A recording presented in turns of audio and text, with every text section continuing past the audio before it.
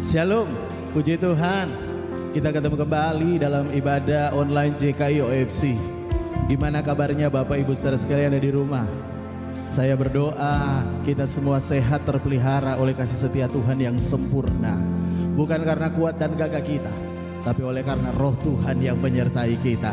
Yang percaya kita berikan tepuk tangan lebih dulu bagi Tuhan Yesus Kristus. Kita berikan tepuk tangan yang lebih meriah lagi. Haleluya, haleluya, haleluya, haleluya. Setiap kita butuh Tuhan. Dan oleh karena itu mari nyanyikan pujian ini sebagai ungkapan doamu di hadapan Tuhan. Haleluya, haleluya. Oh, kau di hatiku, kau di pikiranku dan bawaku mendekat di mana kau tinggal, kau di hatiku, kau di pikiranku dan bawaku mendekat di mana kau tinggal. Ku perlu kau Tuhan, menjamah hatiku. Ku perlu kau Tuhan di hidupku. Oh, hanya Engkau Tuhan mengerti hatiku. Hanya Engkau Tuhan yang ku perlu. Saya percaya setiap kita butuh Tuhan dalam hidup setiap kita, karena kita tidak mampu berjalan sendiri tanpa Tuhan. Oleh karena itu mari nyanyikan lagi dengan segenap hatimu. Kau di hatiku, kau di pikiranku dan bawaku mendekat di mana kau tinggal. Sekali lagi katakan lagi sama-sama. Kau di hatiku, amin. Kau di pikiranku dan bawaku mendekat di mana kau tinggal. Ku perlu kau Tuhan, amin, menjamah hatiku. Ku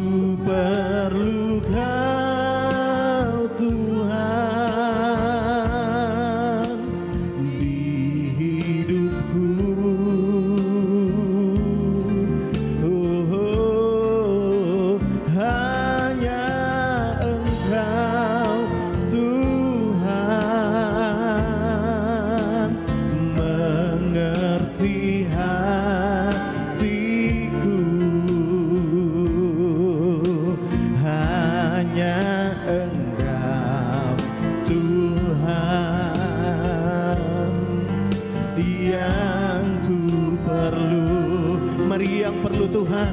Mari angkat tanganmu sama-sama dan katakan lagi, ku perlu Kau Tuhan, menjamah hatiku. Ku perlu Kau Tuhan di hidupku. Oh, hanya Engkau Tuhan mengerti hatiku. Oh, hanya Engkau Tuhan yang ku perlu, yang ku perlu. Mari dengan segenap hatimu lagi katakan, ku perlu Kau Tuhan, menjamah hatiku. Ku perlu Kau Tuhan di hidupku. Oh, hanya Engkau Tuhan mengerti hatiku. Hanya Engkau Tuhan yang ku perlu, yang ku perlu. Mari nyatakan dengan segenap hatimu, hanya Engkau, hanya Engkau Tuhan, hanya Engkau Tuhan, hanya Engkau Tuhan, hanya Engkau Tuhan, hanya Engkau Tuhan yang ku perlu. Mari yang perlu Tuhan berikan tepuk tangan kemuliaan bagi Yesus Tuhan, dan kita sembah Tuhan. Haleluya. Kami perlu Kau Tuhan, kami perlu Kau Tuhan dalam hidup kami. Kami tak dapat jalan sendiri, kami perlu Engkau Tuhan. Tuntun langkah hidup kami, berjalan bersama kami. Pegang tangan kami Tuhan, tuntun langkah hidup kami. Haleluya. Engkau Allah Immanuel, Allah yang beserta kami, yang tak pernah tinggalkan kami sendiri. Kami menyembah Tuhan, kami muliakan Engkau Tuhan. Engkau layak untuk terima pujian dan sembah kami. Haleluya. Oh, haleluya, haleluya. Terima kasih Tuhan, terima kasih Bapa. Sungguh kami perlu Tuhan dalam hidup kami. Kami menyadari kemampuan kami terbatas, tapi kami juga tahu kami punya Tuhan yang tidak terbatas, yang menyertai kami dan tidak pernah meninggalkan kami. Nyatakan kuasa-Mu di tengah-tengah kami Tuhan. Nyatakan keajaiban-Mu di tengah-tengah kami. Dan kami percaya tidak ada yang mustahil bagi Engkau. Yang percaya, mari kita berikan tepuk tangan yang lebih meriah lagi bagi Tuhan Yesus.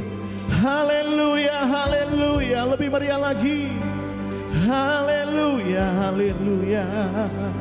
Oh, kami perlukan keajaiban-Mu.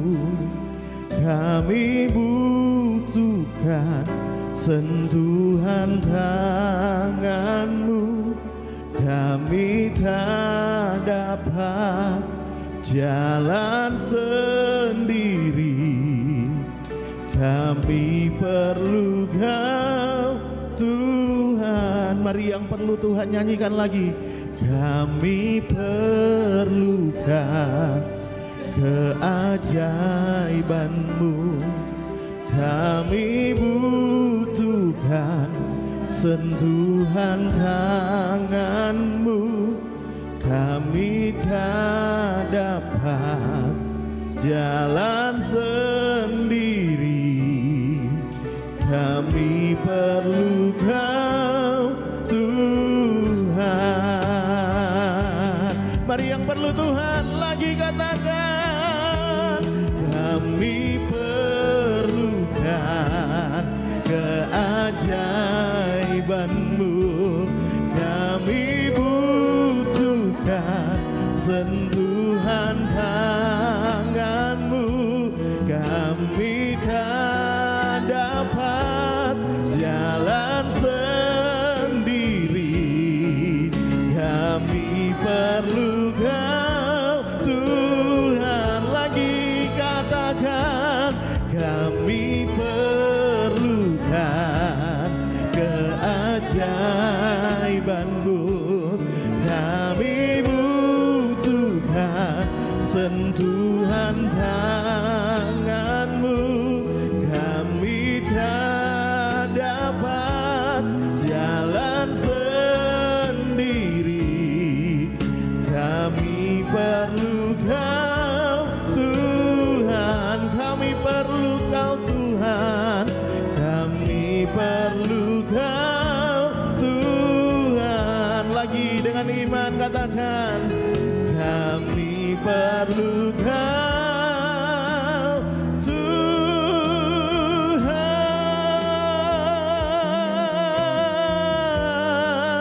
Yang perlu Tuhan katakan amin.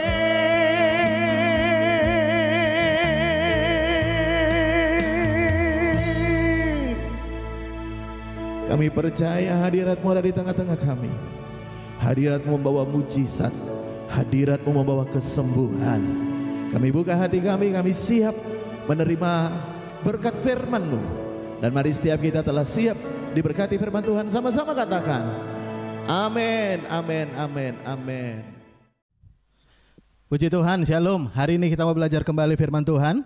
Buka Alkitab saudara dalam 2 Raja-Raja pasal yang keempat. Di ayat yang ke-8 mulai. Ada banyak ayat yang kita baca, tapi saya akan baca perbagian-perbagian. Nanti saya akan jelaskan kemudian. Sekali lagi 2 Raja-Raja pasal 4 ayat 8 mulai. Firman Tuhan berkata begini. Pada suatu hari Elisa pergi ke Sunem. Di sana tinggal seorang perempuan kaya yang mengundang dia makan. Dan beberapa kali ia dalam perjalanan singgahlah ia ke sana untuk makan.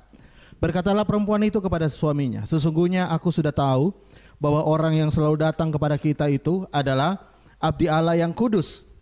Baiklah kita membuat sebuah kamar atas yang kecil yang berdinding batu, dan baiklah kita menaruh di sana baginya sebuah tempat tidur, sebuah meja dan sebuah kursi dan sebuah kandil.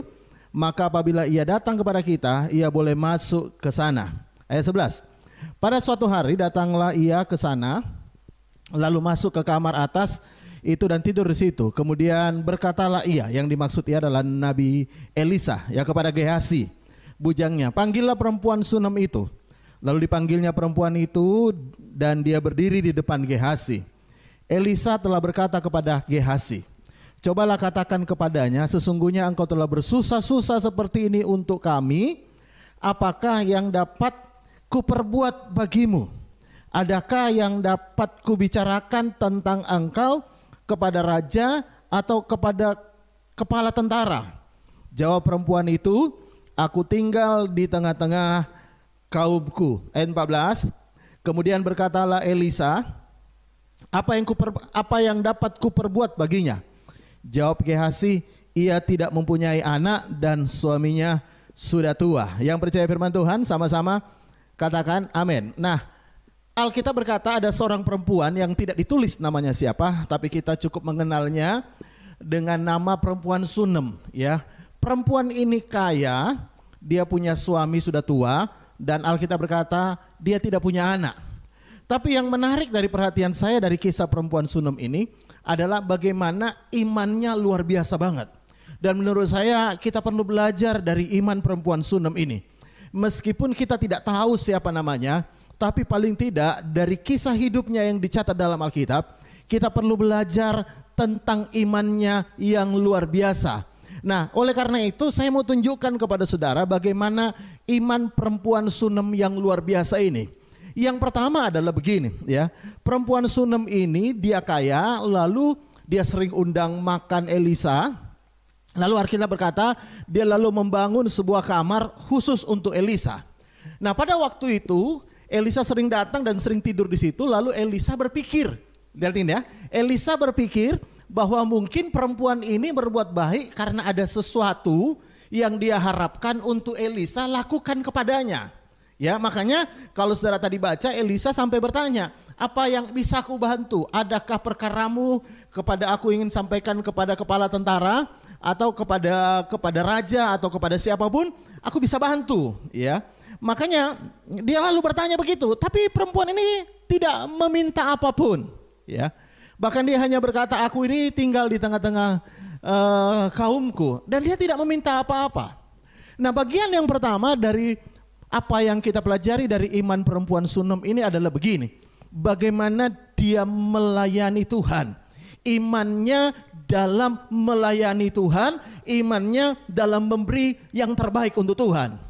Kenapa saya berkata imannya luar biasa? Karena begini, kadang-kadang kalau kita bicara soal memberi, kalau kita bicara soal melayani, maka seringkali kita punya iman dalam memberi atau melayani, tapi iman kita berbeda banget dari apa yang saya pelajari dari perempuan Sunem ini. Perempuan Sunem ini imannya berbeda. Kenapa?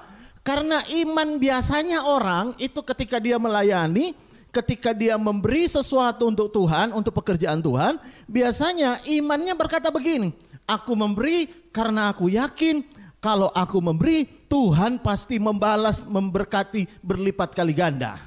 Nah, apa salah Pak kalau kita memberi, kalau kita melayani, melakukan sesuatu untuk Tuhan dengan harapan Tuhan akan membalas apa yang kita lakukan, Tuhan akan membalas pemberian kita dengan berlipat kali ganda. Apakah itu salah? Menurut saya itu tidak salah karena Alkitab juga berjanjikan itu. Tetapi dari perempuan Sunem ini kita belajar sesuatu iman yang berbeda. Ketika Anda memberi, ketika Anda melakukan sesuatu, ketika Anda melayani, ada iman yang berbeda. Iman yang bagaimana? Iman dari perempuan Sunem ini, dia tidak memberi untuk mendapatkan sesuatu, tapi dia memberi karena dia sudah lebih dulu mendapat sesuatu dari Tuhan. Ya, dia tidak melayani Nabi Elisa untuk supaya dia dapat sesuatu dari Nabi Elisa, tidak. Tapi Alkitab berkata dia justru membangunkan kamar untuk Elisa, dia memberi makan Elisa, dia menampung Elisa, dia melayani Elisa, dia memberi banyak hal untuk Elisa, bukan untuk supaya dia dapat kembali. Dalam bahasa yang sering kita kenal ada istilah ada U di balik B, ada udang di balik batu, ya. Ada keinginan-keinginan terselubung, tidak. Tapi dia memberi itu karena dia tahu dia sudah diberkati.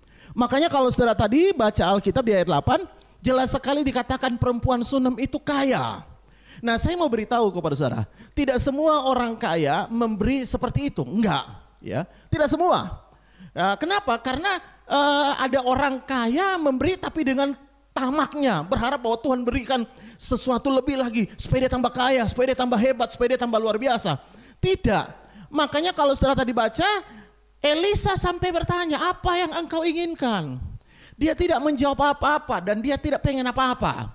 Karena dia melakukannya Bukan untuk mendapatkan sesuatu, tapi dia melakukannya karena dia sudah terima lebih dulu dari Tuhan. Dan menurut saya ini iman yang berbeda yang jarang dimiliki oleh banyak orang. Makanya begini, banyak orang memberi kemudian kecewa. Lalu berkata, Pak saya sudah memberi, tapi saya nggak dapat apa-apa. Pekerjaan saya kayak gini Pak, Tuhan tidak memberkati saya. Padahal Bapak tahu ya, saya udah luar biasa untuk Tuhan. Saya udah memberi luar biasa untuk Tuhan. Saya udah melayani Tuhan luar biasa. Tapi saya nggak dapat apa-apa. Hari ini saya dalam masalah. Nah masalahnya adalah karena kita ketika kita memberi melakukan sesuatu untuk Tuhan, embel-embelnya itu imannya yang ada di balik pemberian kita. Kita berharap Tuhan membalas kita. Kita berharap Tuhan memberkati kita, membalas dari apa yang kita sudah lakukan. Makanya iman banyak orang percaya tidak ada bedanya dengan iman pasang lotre. Ya pasang banyak dapat banyak, pasang dikit dapat dikit. Ya. Saya tahu itu janji Tuhan juga, bahwa Tuhan akan memberi banyak kepada orang yang memberi banyak. Tetapi saya mau beritahu, ada bagian iman yang lebih baik, yaitu ketika engkau memberi, engkau tahu bahwa engkau sudah lebih dulu diberi oleh Tuhan. Ada orang-orang melayani sadar dan berkata, saya harus melayani karena Tuhan sudah lebih dulu memberi saya kesehatan. Ada orang-orang yang memberi dan sadar berkata begini, Tuhan sudah lebih dulu memberikan kepada saya, makanya saya juga harus memberi. Ada orang-orang yang melakukan untuk Tuhan, mereka sadar dan mereka tahu diri dan berkata, sudah terlalu banyak yang Tuhan sudah lakukan dalam hidup saya. Sudah terlalu banyak yang Tuhan sudah berikan dalam hidup saya. Makanya apapun yang dia lakukan untuk Tuhan, tidak pernah dia berpikir bahwa Tuhan dia pengen membalas, dia pengen Tuhan membalas berlipat kali ganda. Tidak pernah terpikirkan dalam hidupnya ketika dia melakukan untuk Tuhan, ketika dia melayani untuk Tuhan, tidak pernah terpikirkan bahwa Tuhan akan membalas, memberkati berlipat ganda. Yang dia pikirkan dan yang dia tahu satu hal, walau dia bisa memberi karena Tuhan sudah lebih dulu memberi. Kalau dia bisa melayani karena Tuhan sudah lebih dulu memberi. Kalau dia bisa melakukan sesuatu untuk kemuliaan Tuhan karena Tuhan sudah lebih dulu memberi. Kesadaran kita bahwa Tuhan lebih dulu memberi sehingga kita bisa dapat melakukan banyak hal, itu penting sekali untuk kita percayai. Nah perempuan Sunem ini punya akan hal itu. Nah itulah sebabnya sekali lagi ketika dia ditanya apa yang kau mau, dia nggak jawab apa-apa. Saya nggak pengen apa-apa, karena saya memberi bukan karena pengen apa-apa, tapi karena sudah lebih dulu Tuhan sudah lebih dulu memberi dalam hidupnya. Tuhan sudah lebih dulu memberkati. Tuhan sudah lebih dulu memberikan yang terbaik dalam hidupnya. Bagaimana dengan Anda yang di rumah? Ya, berapa banyak yang tahu hari ini bahwa Tuhan sudah lebih dulu memberkati hidupmu? Bagaimana banyak di antara Anda yang percaya bahwa Tuhan sudah lebih dulu memberi yang terbaik untuk hidupmu? Beberapa orang mungkin berkata, Pak, saya kalau nanti diberkati Pak, nanti saya akan buat A, B, C, D untuk Tuhan. Pak, kalau saya diberkati Pak, saya akan melakukan A, B, C, D untuk Tuhan. Dengan kata lain, engkau tidak merasa bahwa hari ini engkau diberkati. Dengan kata lain, engkau tidak merasa bahwa hari ini engkau tidak diberkati. Makanya ada banyak orang hari ini tidak melakukan apa-apa untuk Tuhan, tidak melakukan apapun untuk pemulihan Tuhan. Kenapa? Mereka tunggu sampai mereka diberkati. Kenapa mereka tunggu sampai mereka diberkati? Karena mereka tidak sadar hari ini mereka sudah diberkati. Berapa banyak yang tahu kalau engkau sehat hari ini itu adalah berkat Tuhan? Saya bisa dengarkan amin. Berapa banyak yang engkau tahu kalau hari ini kalau engkau masih punya pekerjaan itu adalah berkat Tuhan. Tidak perlu tunggu sampai miliatan baru engkau berkata, oh puji Tuhan aku dapat berkat karena uangnya miliatan. Tidak perlu nunggu itu. Tidak perlu nunggu hebat. Tapi cukup dengan satu alasan. Engkau tahu bahwa Tuhan sudah melakukan banyak hal untuk hidupmu. Bahwa engkau tahu Tuhan sudah lebih dulu memberkati hidupmu. Ketika engkau lihat rumah tanggamu dan engkau berkata, waduh Pak puji Tuhan rumah tanggaku baik-baik. Ketika engkau lihat anakmu sehat-sehat, engkau bisa berkata, puji Tuhan Pak, Tuhan sudah lebih dulu memberkati anak-anakku. Ketika engkau lihat pekerjaanmu, engkau berkata, puji Tuhan Pak, masih hari ini meskipun tidak seperti dulu, tapi masih ada aja yang Tuhan berikan dalam hidupmu. Sehingga engkau berkata, saya sebenarnya sudah diberkati. Meskipun engkau mungkin berkata, Pak, tapi saya belum dapat Ini order belum kelihatan Pak, ini belum hebat Pak. Ya, saya mau beritahu kepada saudara ya. Yang paling penting adalah bukan berapa banyak yang kau dapat, tapi berapa banyak engkau percaya bahwa engkau hidup hari ini itu karena kemurahan Tuhan, itu karena anugerah Tuhan, itu karena Tuhan yang sudah memberi, sudah memberkati hidupmu. Yang percaya katakan amin. Karena itu yang pertama dari iman perempuan Sunem ini, yaitu imannya dalam memberi dan melakukan sesuatu untuk kemuliaan nama Tuhan. Yang kedua, kalau saudara baca, nah sebelum saya baca lebih lanjut, saya mau cerita dulu kisahnya ya, supaya nanti kita tidak terlalu banyak baca, tapi paling tidak udah ada bayangan apa yang sedang terjadi. Nah, ketika perempuan itu ditanya oleh Elisa, apa yang kau mau? Lalu dia tidak berminta apapun. Lalu Elisa berkata, tahun depan engkau akan punya anak. Karena memang wanita itu suaminya udah tua dan dia nggak punya anak ya. Lalu Elisa berkata tahun depan engkau punya anak. Lalu benar terjadi, tahun depan ternyata dia hamil lalu melahirkan seorang anak laki-laki ya. Tapi kemudian yang terjadi adalah begini. Ketika anak itu mulai tumbuh ya, anak itu ternyata kemudian meninggal, mati ya. Nah, waktu anak itu mati, perhatikan baik-baik ini. Iman perempuan Sunem ini ketika menghadapi masalah, mari kita mau belajar imannya. Nah, lihat di dalam ayat selanjutnya, kalau saudara baca ya. Lihat ini, kembali dalam 2 Raja-Raja pasal 4, saya tidak akan beralih kemana-mana, tapi saya akan bahas ini ya. Lihat ayat 21 ya. Lihat ini ketika anaknya mati, lihat. Lalu naiklah perempuan itu, dibaringkannya dia di atas tempat tidur abdi Allah itu, ditutupnya pintu dan pergi sehingga anak itu saja di dalam kamar. Jadi anak yang mati itu dimasukkan ke kamar yang biasanya Elisa pakai tidur. Sesudah itu ia memanggil suaminya serta berkata, suruhlah kepadaku seorang bujang dengan membawa seekor keledai betina.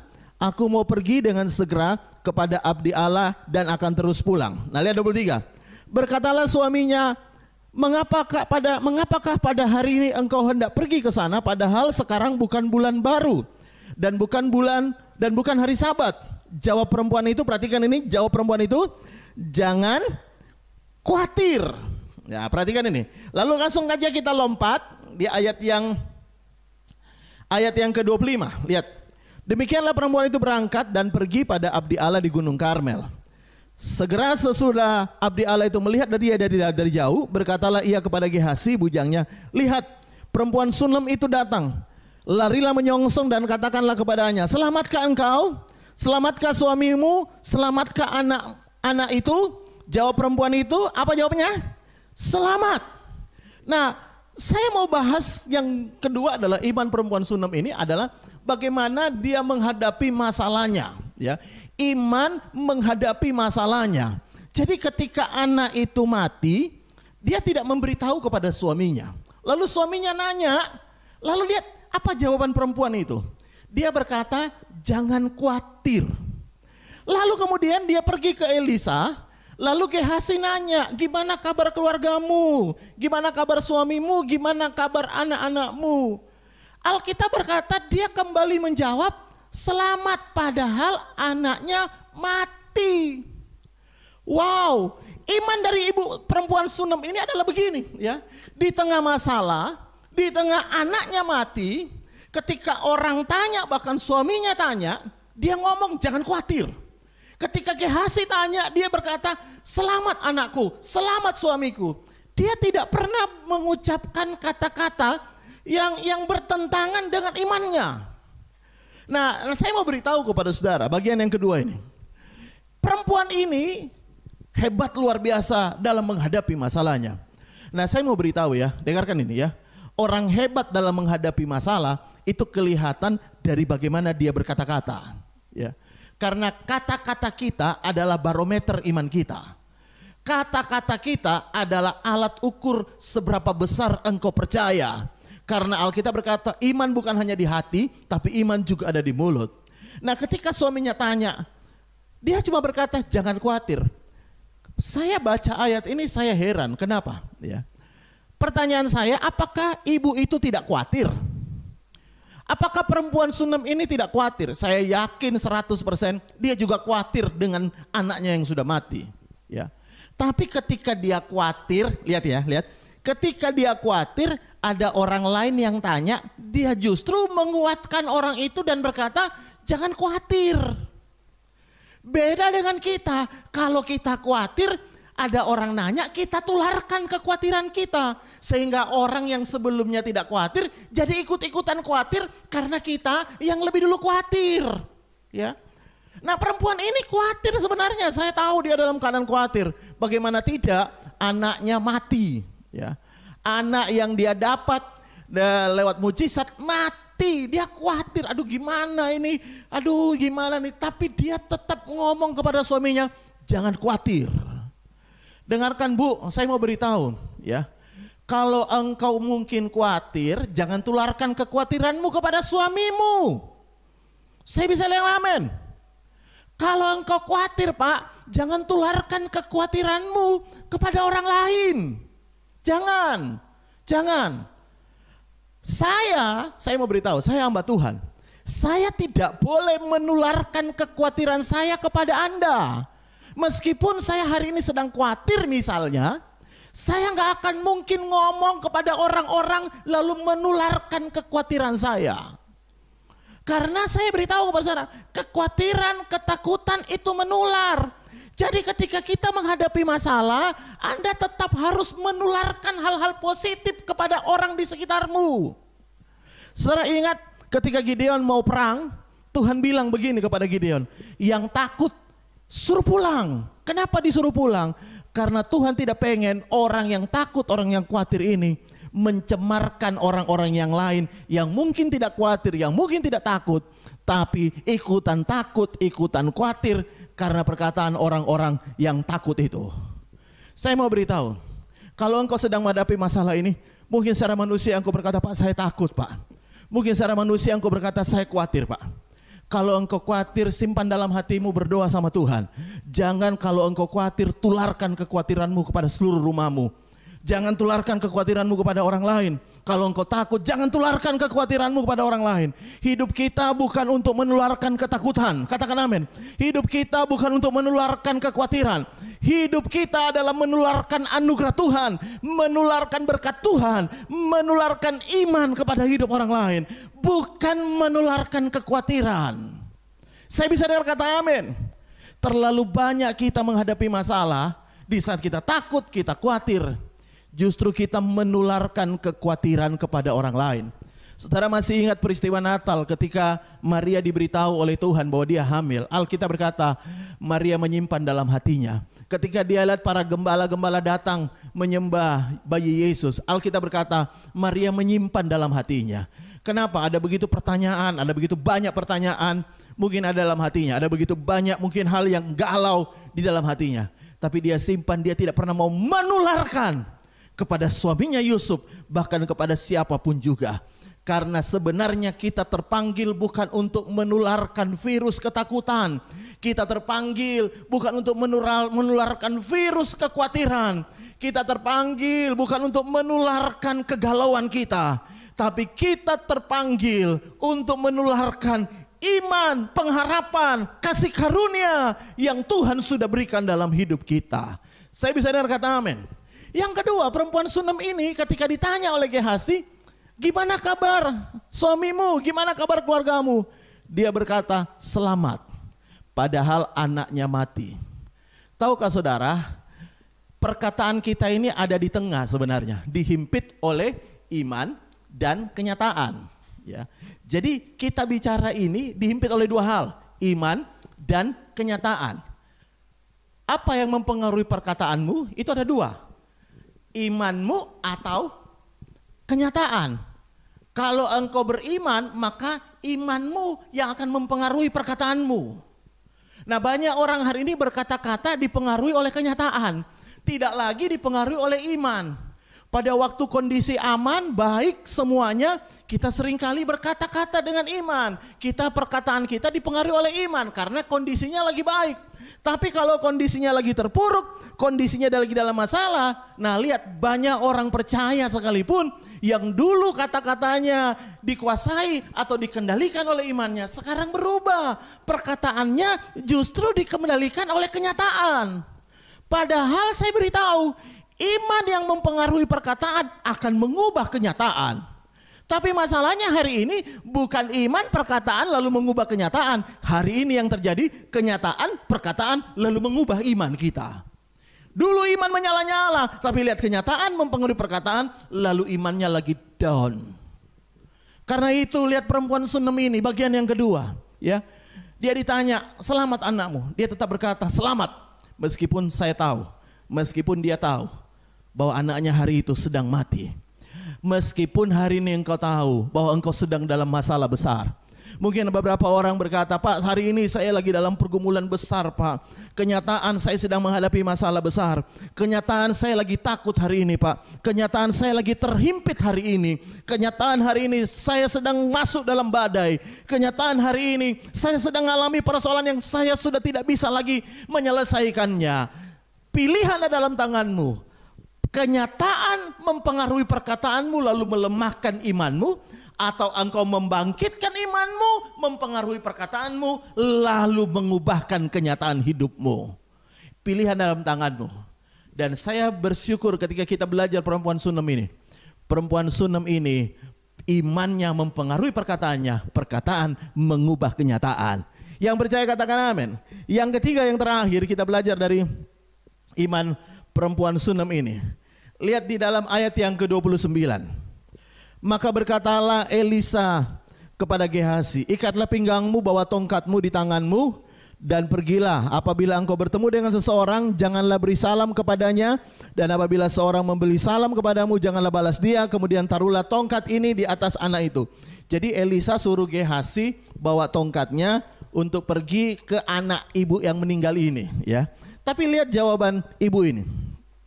Ayat 30. "Tetapi berkatalah ibu anak itu, demi Tuhan yang hidup dan demi hidupmu sendiri, sesungguhnya aku tidak akan meninggalkan engkau." Lalu bangunlah Elisa dan berjalan mengikuti perempuan itu. Nah, Alkitab berkata, perempuan ini berkata kepada Elisa, "Kalau kau tidak pergi, aku nggak akan pergi. Kau harus ikut. Bukan hanya tongkatmu yang pergi bersama dengan Gehazi, tapi engkau harus ikut ke rumahku." Ya. Makanya perempuan itu berkata, "Kalau kau tidak bergerak, aku akan tetap di sini sampai kau bergerak, datang ke rumahku, menyelesaikan, buat mujizat yang luar biasa supaya anakku bisa hidup." Wow, saya kagum banget dengan iman perempuan ini, ya. Kenapa? Dia betul-betul ngotot minta sesuatu yang luar biasa di dalam hidupnya. Saya mau beritahu kepada saudara, ya. Tidak banyak orang itu mau ngotot dengan Tuhan, ya. Kenapa? Karena mungkin beberapa orang berkata, "Ya kalau dengan Tuhan ya terserahlah Tuhan, Pak. Ya terserahlah Tuhan, mana-mana Tuhan mau." Saya beritahu itu kelihatan rohani, tapi sebenarnya itu omongan orang gak punya iman. Kalau engkau percaya bahwa Tuhan bisa melakukan mujizat dalam hidupmu, fight, pertahankan, berdoa, minta kepada Tuhan. Kalau perlu ngotot, ya. Nah perempuan ini berkata, "Kalau kau gak pergi, aku gak akan beranjak. Aku akan di sini terus." Ini mirip dengan imannya Yakub. Kalau saudara ingat Yakub ketika dia disuruh pulang oleh Tuhan, dia di sungai Yabok, dia ketakutan karena Esau sudah berkata, "Aku akan bunuh engkau." Nah dia ketakutan, tapi Alkitab berkata dalam Kejadian 32, Yakub itu semalam-malaman bergumul. Lalu dia berkata di akhir pergumulannya, coba kita baca aja supaya kita bisa lebih mengerti. Kejadian 32. Ya. Lihat ayat yang ke-26, ayat 26. Lihat, lalu kata orang itu, "Biarlah aku pergi karena fajar telah menyingsing." Sahut Yakub, "Aku tidak akan membiarkan engkau pergi jika engkau tidak memberkati aku." Wow, ini ngotot banget. Nah, kalau saudara baca ayat selanjutnya, kemudian orang itu memberkati Yakub, dirubah namanya dari Yakub menjadi Israel. Tapi saya beritahu, itu dimulai dari dia betul-betul fight untuk apa yang dia minta di depan Tuhan. Nah banyak orang berkata, "Ya terserah Tuhan lah, terserah Tuhan lah, terserah Tuhan lah." Menurut saya itu bukan hal rohani. Karena Tuhan sudah memberikan kepada kita ada jalan untuk meminta. Ya, Bilang aja, kalau engkau bilang terserah Tuhan itu ada dua kemungkinannya. Ngomong aja kalau engkau gak punya iman untuk tarung, untuk mempertahankan sesuatu yang engkau inginkan di hadapan Tuhan. Itu bukan suatu hal yang salah. Ya, bahkan Yakub melakukan itu karena dia ngotot itu, kemudian Alkitab berkata namanya diganti jadi Israel. Ya, perempuan ini kalau saudara baca ayat selanjutnya tadi yang Anda baca, anaknya sembuh. Pertama dia suruh cuma Gehasi bawa tongkat, dan kenyataan anaknya nggak sembuh gara-gara tongkatnya. Tapi dia ngotot-ngotot berkata kepada Elisa, kalau kau tidak pergi doakan anakku, aku nggak akan pergi, aku akan tetap di sini. Sampai engkau pergi juga mendoakan anakku supaya anakku dibangkitkan kembali. Nah, iman ini tidak banyak, ya. Iman ini tidak banyak yang orang miliki. Kebanyakan orang ya berserah kepada kenyataan, berserah pada keadaan. Saya beritahu, Anda itu harus berserah kepada Tuhan, tapi jangan berserah kepada keadaan. Ya, Anda harus berserah kepada Tuhan, tapi Anda nggak boleh berserah kepada keadaan yang ada. Anda harus fight sampai Tuhan lakukan mujizat dalam hidupmu. Saya mau baca ayat yang terakhir, dan menurut saya ini ayat luar biasa. Lihat dalam Mazmur 123 ayat yang pertama dan ayat yang kedua, dan saya selesai dengan ini. Lihat firman Tuhan berkata begini, Mazmur 123 ayat pertama dan kedua. Nyanyian siara, kepadamu aku melayangkan mataku, ya engkau yang bersemayam di sorga. Lihat ayat 2. Lihat seperti mata para hamba laki-laki memandang kepada apa? Tangan tuannya. Seperti hamba perempuan memandang kepada tangan nyonyanya. Jadi jangan dibalik ya. Alkitab berkata mata hamba laki-laki memandang kepada tangan tuannya. Bukan mata hamba laki-laki memandang kepada nyonyanya, bukan, kepada tuannya. Dan seperti hamba perempuan memandang kepada tangan nyonyanya. Jadi bukan hamba perempuan memandang kepada tangan tuannya, kebalik ya, enggak. Tapi hamba laki-laki memandang kepada tangan tuannya, hamba perempuan memandang kepada nyonyanya. Perhatikan ayat kalimat selanjutnya. Demikianlah mata kita memandang kepada Tuhan Allah kita. Sampai kapan? Alkitab berkata, sampai Ia mengasihi kita. Wow, sampai kapan Anda fight? Sampai Tuhan menyatakan mujizat, sampai Tuhan menyatakan rencananya, sampai Tuhan menyatakan kehendaknya, sampai Tuhan menyatakan belas kasihannya, sampai Tuhan melakukan keajaibannya. Saya bisa dengar kata amin yang di rumah. Perempuan Sunem ini punya spirit fighter yang luar biasa. Dia tidak gampang menyerah, tapi dia terus berjuang sampai mujizat terjadi atas hidup anaknya dibangkitkan oleh Tuhan. Saya mau beritahu kepada saudara ya, di masa pandemi ini Tuhan pengen membangkitkan orang yang punya spirit fighter yang luar biasa. Orang yang bertahan, dan bukan hanya bertahan, orang yang berdoa dengan sungguh-sungguh sampai keadaan berubah, sampai kenyataan berubah, sampai Tuhan buat mujizat, sampai Tuhan melakukan perkara ajaib dalam hidupmu. Amin. Puji Tuhan. Saya tidak akan berpanjang firman Tuhan. Mari kita mau berdoa bersama. Terima kasih Bapa buat kebenaran firman-Mu hari ini yang sudah kami terima. Kami belajar dari perempuan Sunem bahwa kami punya iman seperti yang perempuan Sunem sudah lakukan. Tuhan tolong kami dalam keterbatasan kami. Ingatkan kami Tuhan. Kami tidak perlu menunggu diberkati besar untuk melakukan banyak hal untuk kemuliaan Tuhan. Karena sesungguhnya Tuhan sudah memberkati kami. Tuhan sudah menolong kami. Kan kami berdoa dalam nama Tuhan Yesus. Biarlah perkataan-perkataan kami menularkan iman. Jangan biarkan perkataan kami menularkan ketakutan, menularkan kekhawatiran. Tapi perkataan kami justru mengubah kenyataan. Karena itu hari ini hamba berdoa dalam nama Yesus, apapun yang sedang kau hadapi, kiranya Tuhan menolong setiap kita. Dan mari hari ini buka tanganmu sama-sama, kita siap terima berkat Tuhan. Di dalam nama Tuhan Yesus kami percaya terjadi. Tuhan memberkati engkau dan melindungi engkau. Tuhan menyinari engkau dengan wajahnya dan memberikan engkau kasih karunia. Tuhan menghadapkan engkau dengan wajahnya dan memberikan engkau damai sejahtera. Dan dalam nama Tuhan Yesus, setiap kita yang percaya terima warisan anak sulung berkat double porsi dalam tahun kasih karunia Tuhan yang melimpah. Sama-sama katakan amin, amin, amin, amin, amin. Puji Tuhan. Sampai ketemu di ibadah online berikutnya. Tuhan Yesus memberkati.